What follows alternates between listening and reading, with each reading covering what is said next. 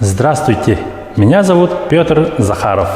Я являюсь координатором проекта «Спорт без границ». Сегодня я вам расскажу про игру Cornhole.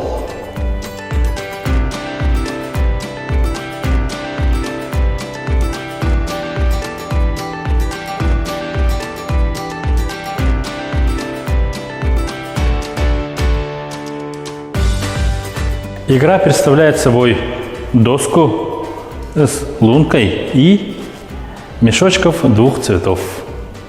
Задача игроков попасть в лунку.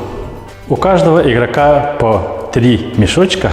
Если все мешочки выброшены, идет подсчет очков. Если мешочек попал в лунку, игроку дается 3 очка.